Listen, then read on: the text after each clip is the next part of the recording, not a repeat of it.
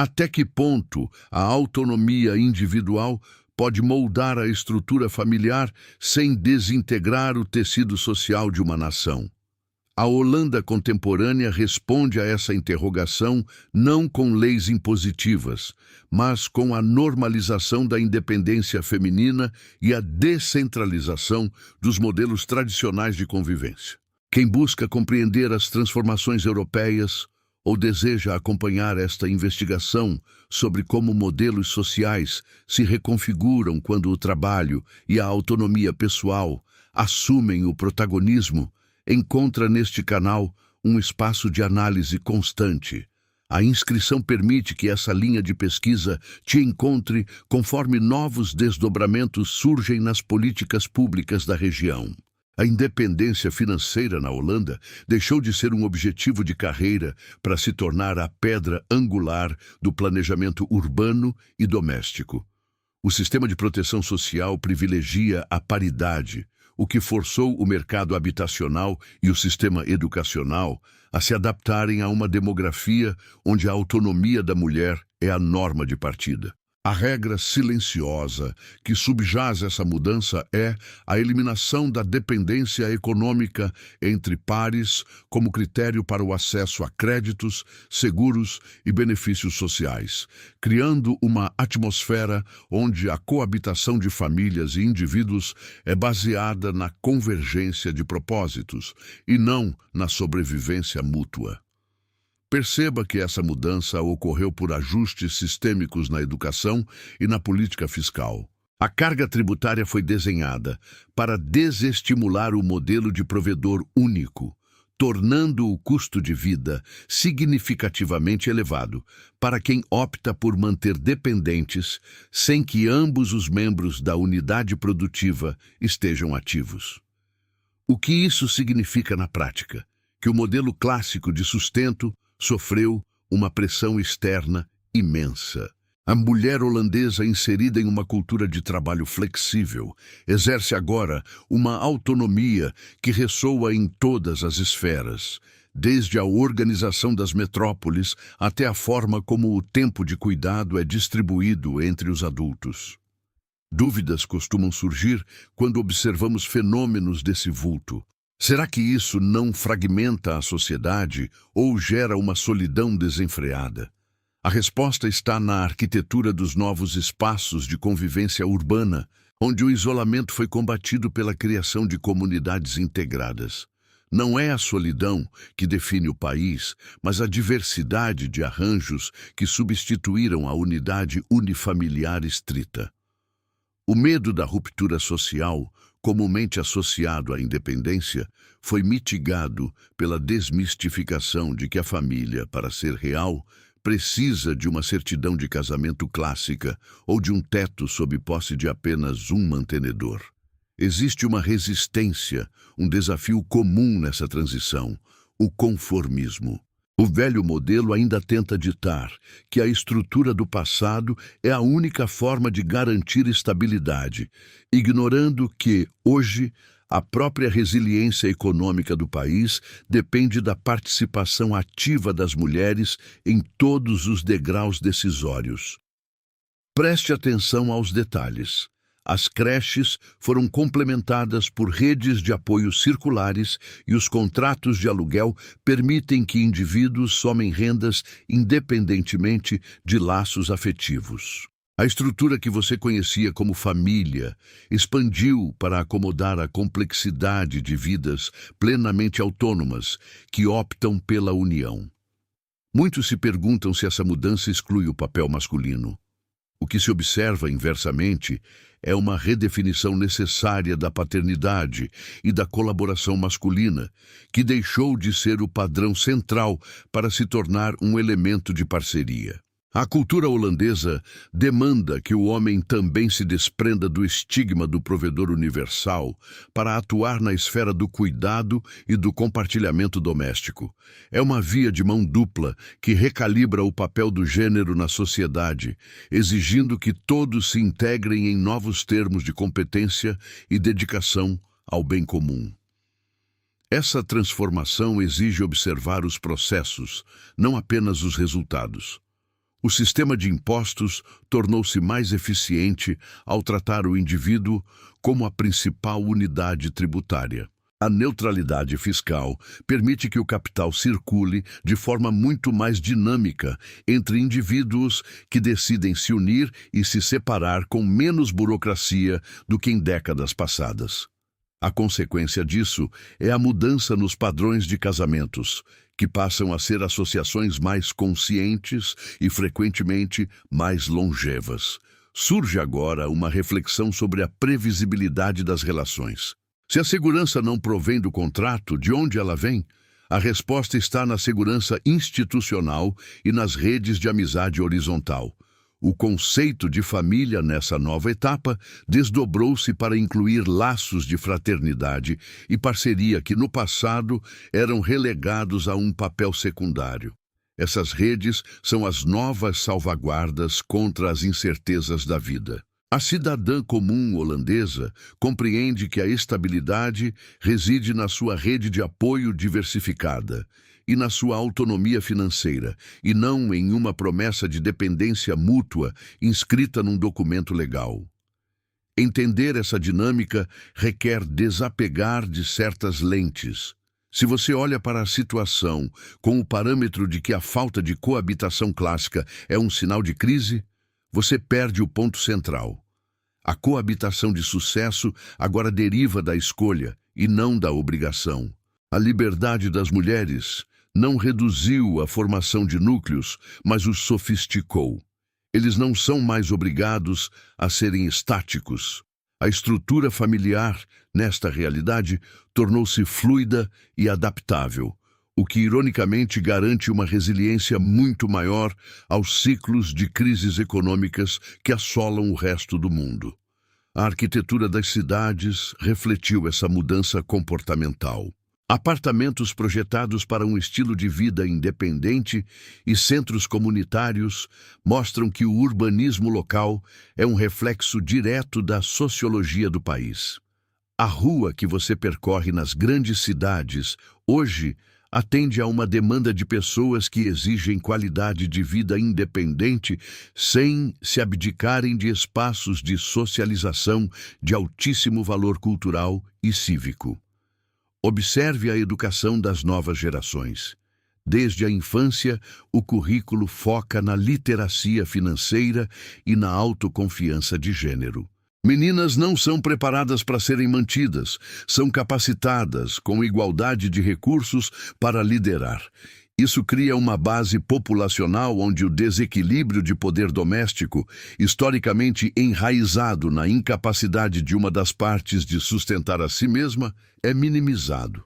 Quando ninguém depende do outro para sobreviver, o vínculo torna-se uma escolha. Essas investigações nos levam naturalmente à seguinte pergunta: é o conforto da dependência o preço que o restante do mundo paga para manter uma ilusão de ordem? Enquanto a Holanda aposta na transparência da independência, outros modelos sociais continuam a tentar remendar o tecido social com linhas antigas. O sucesso holandês, mensurado por índices de bem-estar social, sugere que eles estão no caminho de uma estabilidade real, aquela que é construída em alicerces sólidos de equidade e responsabilidade individual, e não nas arenas frágeis da subordinação financeira. A escala de mudança é profunda, mas ocorre de forma silenciosa nas entrelinhas das leis municipais e na cultura corporativa das grandes empresas do país. Empresas que outrora priorizavam o funcionário solteiro ou o provedor, hoje investem em políticas que favorecem a interdependência modular. O colaborador define o seu pacote de benefícios baseado no que a sua família, seja ela composta por quem for, realmente necessita. Isso desbanca o mito de que apenas um formato de família merece proteção do Estado, abrindo espaço para um mercado mais justo. Ao analisarmos a trajetória histórica, fica claro que crises anteriores e instabilidades na Europa foram catalisadores, não inibidores desse processo.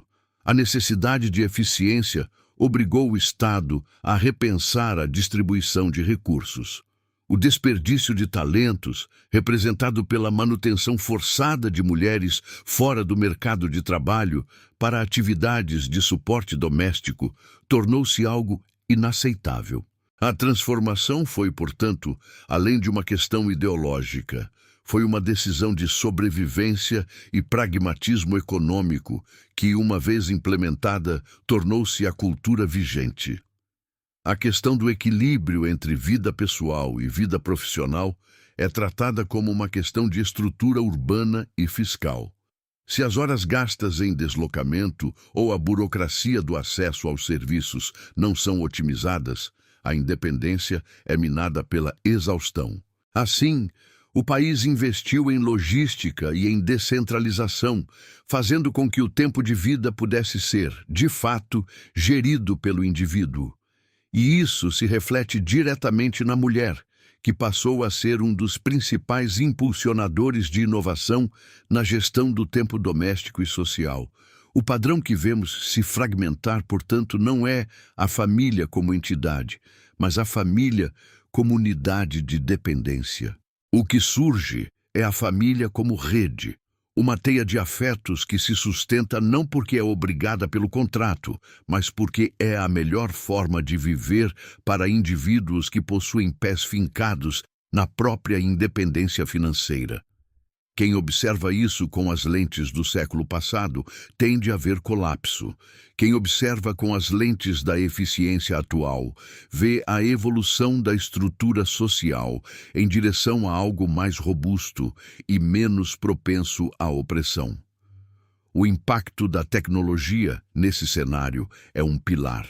A digitalização total dos processos administrativos permite que a transparência seja a norma, reduzindo o espaço para arbitrariedades no acesso a benefícios que outrora eram reféns de preconceitos estruturais.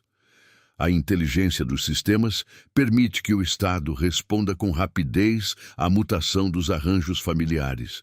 Não há mais uma família padrão a ser protegida, há cidadãos com necessidades, e o sistema se adapta a eles, e não o contrário. Porque a autonomia feminina, em sua forma mais plena, é frequentemente confundida com o isolamento social por observadores externos. Essa interrogação carrega o peso de séculos de expectativas construídas sobre a mulher. No entanto, ao mergulhar na realidade da Holanda, percebe-se que essa independência não é o fim dos laços, mas o prefácio de uma reconstrução onde a liberdade de escolha rege a profundidade das relações. Para quem deseja acompanhar o desdobramento dessa análise, convido a registrar a inscrição neste canal, ativando as notificações, pois nosso foco aqui é compreender as engrenagens invisíveis de mudanças contraintuitivas. Existe uma objeção comum sobre esse modelo. Se todos se tornam independentes, quem cuida da continuidade do afeto? Muitos acreditam que a falta de necessidade financeira mútua dissolveria o compromisso. Contudo, o que se observa na prática é a substituição da conveniência pela preferência. Pense em duas pessoas que optam por formar um núcleo doméstico não por necessidade logística, mas pelo valor intrínseco da companhia e da troca intelectual. Essa dinâmica altera o conceito de apoio. Se o auxílio não é uma muleta, ele se torna um presente. Quando o parceiro dedica tempo, isso deixa de ser uma imposição e passa a ser uma demonstração de prioridade. O sistema favorece isso ao garantir que, caso esse arranjo termine ou se transforme, nenhum dos envolvidos fique desamparado na base social. Outra dúvida recorrente toca a educação das futuras gerações. Será que a pulverização das estruturas tradicionais prejudica o amadurecimento dos jovens? O fenômeno sugere o oposto. Crianças e adolescentes inseridos nessa rede de independência aprendem desde cedo o que significa o agenciamento da própria existência. Eles observam adultos que não se definem por uma única rotina sacrificial, mas por uma multiplicidade de facetas profissionais, criativas e comunitárias. O mito do adulto sacrificado em prol da família perde espaço para o exemplo do adulto consciente de si, mais presente e menos exausto. Aprofundando a análise, chegamos ao ponto cego de muitos críticos. A ideia de que o Estado substitui a família, retirando o afeto da equação humana. A realidade, contudo, é o descarregamento da carga invisível. O Estado atua como uma infraestrutura de suporte neutra, eliminando a ansiedade existencial de quem teria de escolher entre a própria carreira ou o cuidado básico de si e de seus entes. Quando a rede pública, educacional e de saúde funciona de forma fluida, o indivíduo é devolvido para a sua essência. A mulher contemporânea não precisa navegar o labirinto de culpas que a sociedade tradicional impõe. A energia que seria drenada em gerir as deficiências de um sistema falho é redirecionada para a construção de projetos pessoais e relações genuínas. Considere o impacto de uma cultura que normaliza a descontinuidade da carreira para o aprendizado ou para a maturação de novas habilidades. O acesso recorrente à educação, aliado a uma legislação que protege a fluidez laboral, garante que a mulher possa transitar entre o mundo corporativo e a esfera do cuidado sem o estigma da penalidade econômica irreversível. Não há mais o medo de que um caminho escolhido hoje impeça a descoberta de uma nova vocação amanhã. O indivíduo deixa de ser um produto estático da sua formação ou do seu estado civil, tornando-se um projeto contínuo, adaptável e mais resistente aos choques que frequentemente desestabilizam sociedades menos dinâmicas. A transparência dos dados, mencionada como pilar, não é apenas tecnológica, é cultural. Existe uma confiança coletiva de que o sistema é desenhado para a equidade. Quando as regras são claras e aplicadas com precisão, a disputa interna por recursos diminui. O espaço que antes era ocupado pelo ressentimento entre grupos sociais diferentes é gradualmente ocupado pela articulação de interesses comuns. Isso é notável nas políticas de urbanismo, onde a configuração dos bairros reflete a necessidade de integração entre a vida profissional e a doméstica, abolindo barreiras físicas. Surge então uma questão fundamental. Até que ponto a cultura pode ser moldada por incentivos estruturais versus a herança histórica? A Holanda é um caso singular, onde a tradição da negociação constante parece ter transbordado para a gestão da sociedade. Tudo ali é conversado, mas sobretudo testado. Se uma política pública não atinge os níveis esperados de bem-estar, a correção é feita em tempo real, baseada em dados e na vida das pessoas. Não há apego ideológico a modelos que falharam. Há uma busca pela eficiência do cuidado humano. Aqueles que enxergam a Holanda sob a ótica do modelo de bem-estar cometem o erro de reduzir o complexo a uma soma de benefícios financeiros. A verdadeira revolução é a desmistificação do sacrifício como a moeda de troca do afeto. Viver nessa estrutura exige uma dose elevada de responsabilidade individual. As mulheres não são frutos de uma concessão paternalista, mas protagonistas de um arranjo que exige a coragem de ser o seu próprio ponto de referência, antes mesmo de pensar em como se relacionar com o mundo. Este cenário não é apenas um experimento local. É um espelho onde talvez consigamos vislumbrar as próximas fronteiras das sociedades que ainda lutam com as amarras de convenções datadas. Será que a independência feminina é um destino inevitável ou meramente uma consequência da desmontagem de estruturas de dependência? Quem enxerga essa sociedade como um paraíso desconsidera o preço invisível da autonomia. Se você busca entender como essa engrenagem funciona além das aparências, inscreva-se para acompanhar esta análise crítica sobre o desmonte do modelo clássico de suporte familiar. Muitos observadores supõem inicialmente que tudo se resolve através de auxílio estatal robusto. Erro crasso. O Estado ali atua menos como um provedor de milagres e mais como um auditor de riscos compartilhados. Pense por um instante no dilema da parentalidade moderna. Em muitos lugares, a escolha entre carreira e família é tratada como um jogo de soma zero. Na estrutura holandesa, esse dilema é substituído por uma fragmentação técnica do tempo. A jornada de trabalho não é vista como medida de produtividade industrial, mas como um ativo negociável em função da manutenção do equilíbrio biopsicossocial. Não se trata de caridade, mas de um pragmatismo radical que entende que a exaustão crônica da população é um custo operacional proibitivo. Surge a dúvida persistente. Essa autonomia absoluta não levaria ao isolamento social. A resposta reside numa mudança sutil de paradigma sobre o que significa pertencer a um grupo.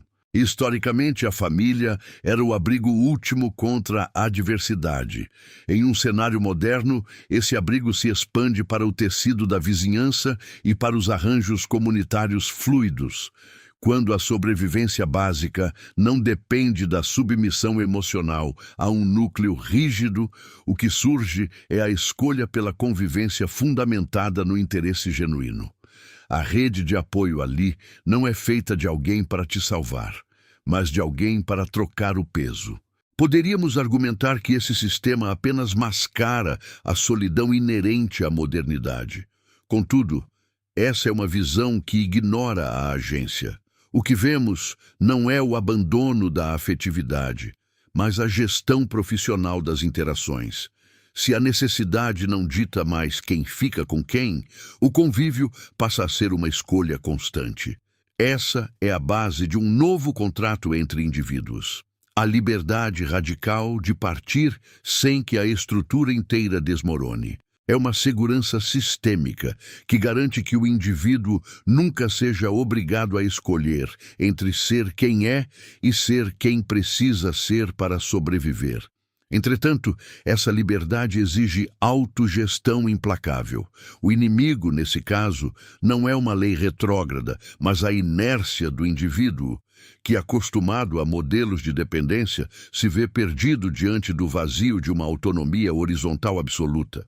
A sensação de desconforto que muitos experimentam ao observar esse fenômeno é o reflexo direto de nossa própria dificuldade em imaginar um mundo onde a nossa identidade não esteja ancorada num título. O sucesso dessa sociedade reside na sua capacidade de educar cidadãos para a autoobservação. Existe, porém, um ponto de atrito onde essa lógica enfrenta seus limites. Na esfera do cuidado com a saúde mental e da preservação do silêncio. Se tudo é negociado e testado com base em métricas de eficiência, onde sobra o espaço para o irracional? A busca pela harmonia através do pragmatismo social pode criar uma pressão silenciosa pela perfeição. É o custo da visibilidade. Quando você é incentivada a ser a gestora absoluta da sua própria vida, o fracasso passa a ser visto como um erro de cálculo e não como uma contingência da sorte. É uma pressão que, embora diferente das amarras tradicionais, é avassaladora em sua exigência por desempenho. Essa cultura nos força a confrontar o mito da passividade. Ninguém ali é um espectador passivo da própria história.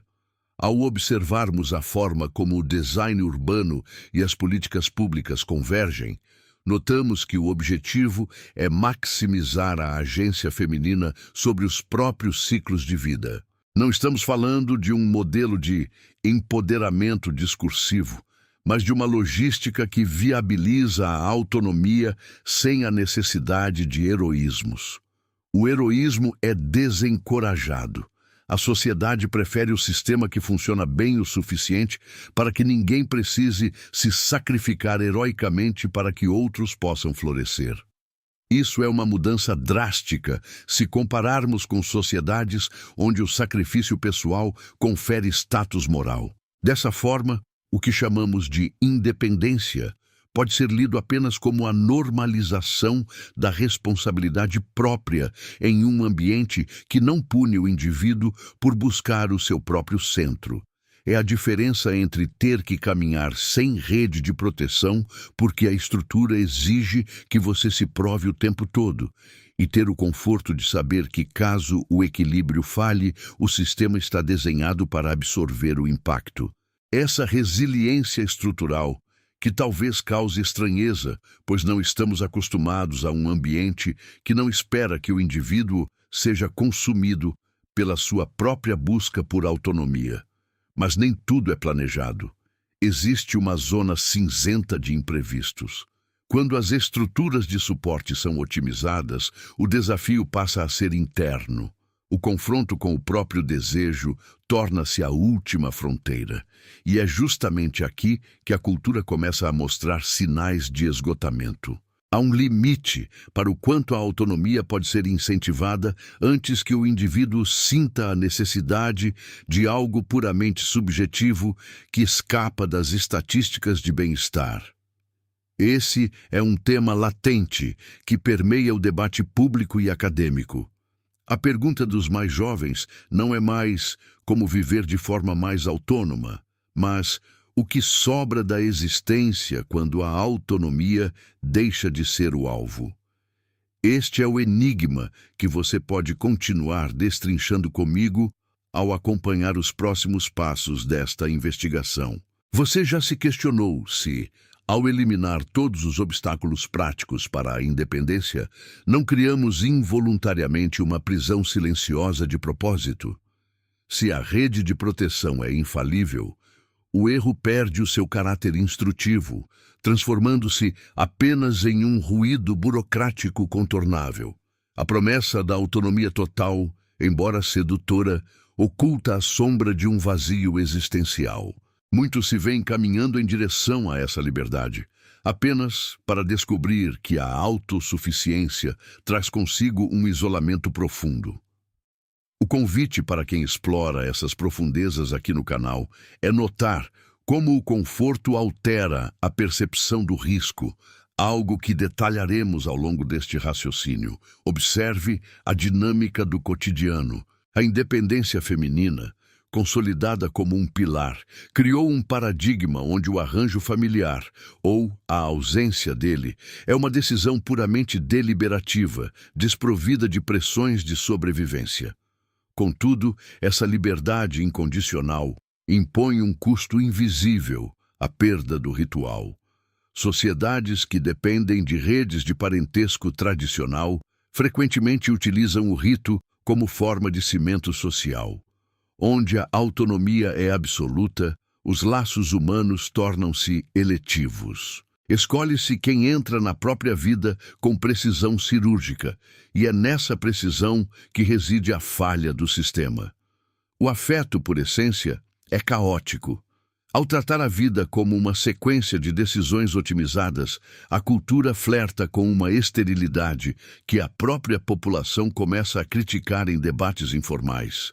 Consideremos o cenário de alguém que atinge essa independência: moradia garantida, acesso pleno à saúde e liberdade de trânsito. O sucesso foi conquistado.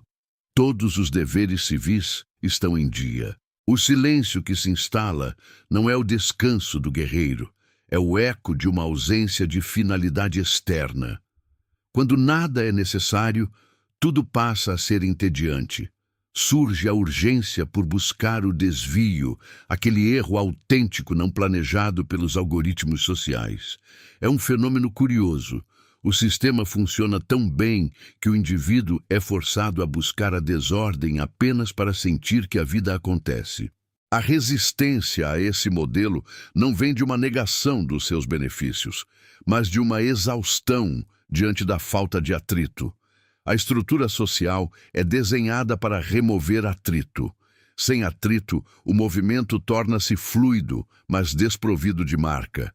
Nas conversas entre as gerações mais jovens, percebe-se um descolamento do imperativo da produtividade e da independência a qualquer preço. Começa a brotar um desejo pela dependência consentida. de precisar do outro, não porque faltam recursos financeiros, mas porque falta a experiência fundamental da vulnerabilidade compartilhada. A autonomia, quando levada ao seu limite teórico, parece apontar para o deserto emocional. Se o conforto é a meta, o tédio é o subproduto não declarado.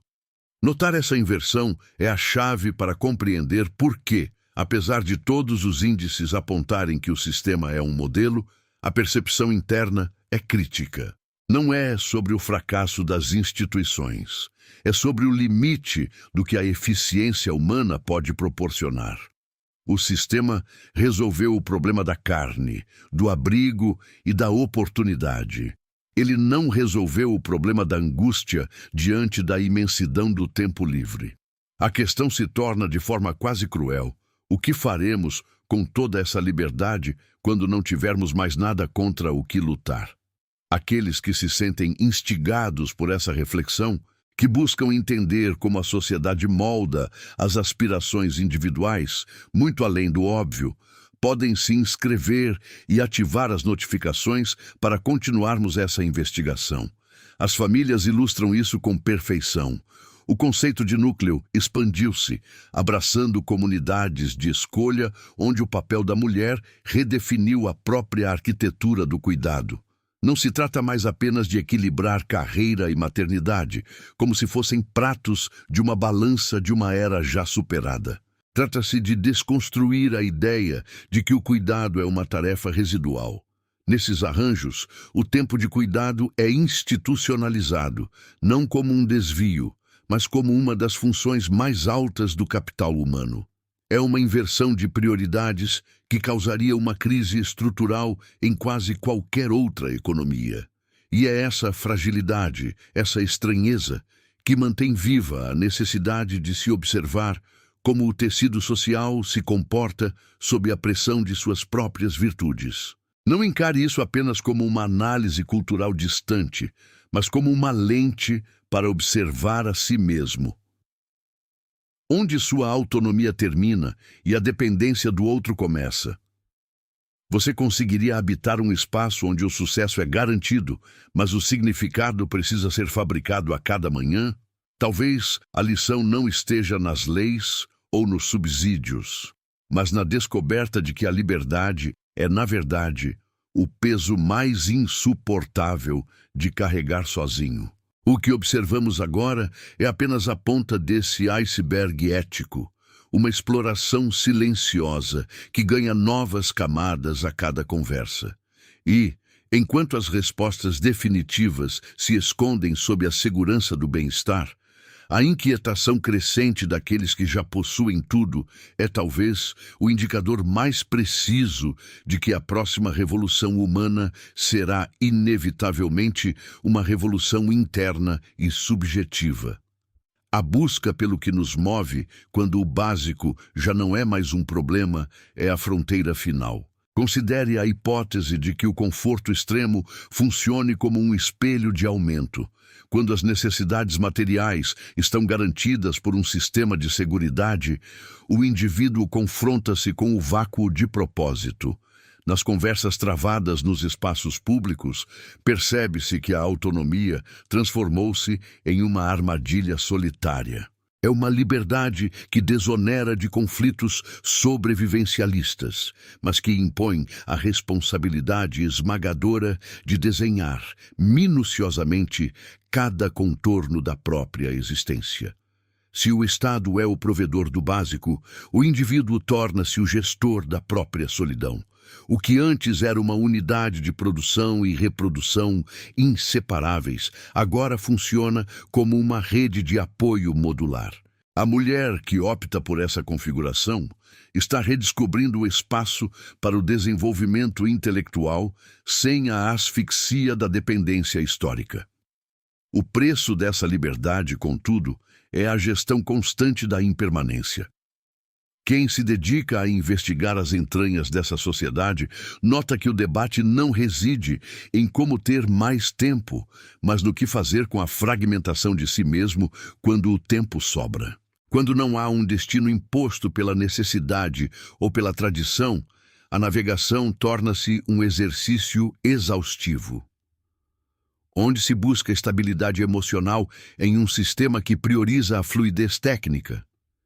É nessa lacuna que a nova geração começa a encontrar os limites do que o liberalismo prático pode oferecer. O questionamento real que surge na interface entre o público e o privado é se a busca pela autonomia absoluta não teria esvaziado os vínculos de necessidade mútua que sustentavam, ironicamente, a resiliência psíquica de gerações passadas. Ao remover os atritos da existência, removeu-se também o solo onde florescia a cumplicidade involuntária. Esta investigação sobre os limites da liberdade não se encerra em fatos econômicos, pois eles são apenas o cenário para um processo de transformação da própria ideia de identidade. Acompanhar os desdobramentos dessa transição exige um olhar clínico. Se este tipo de mergulho nas camadas invisíveis desperta sua curiosidade, considere inscrever-se para continuar acompanhando estas reflexões. A autoconstrução, quando levada ao extremo, revela um paradoxo. Ao conquistar a autonomia, descobre-se que a ausência de um caminho demarcado é, por si só, uma forma de aprisionamento. O risco aqui não é a opressão externa, mas a insignificância privada. Quando a sobrevivência é garantida e o papel social é uma folha em branco, o peso recai sobre a escolha individual. É uma existência onde a liberdade, desprovida de atritos, precisa inventar seus próprios obstáculos para sentir que está, de fato, viva. Observe que, ao retirar as estruturas que tradicionalmente forçavam a coesão social, a sociedade não viu o colapso dos vínculos, mas sim a sua reconfiguração baseada no contrato, não na necessidade. Onde antes havia o dever, agora reside a negociação. E essa mudança é o detalhe que reorganiza toda a leitura. A independência deixa de ser um objetivo de conquista para se tornar a condição operacional básica. A vida real parece transitar entre o desejo de não ser contido por ninguém e a necessidade humana inata de ser indispensável a alguém. O que para você seria o limite da liberdade para que ela não se tornasse um exercício de solidão? Garanta sua participação nessa investigação ativando as notificações.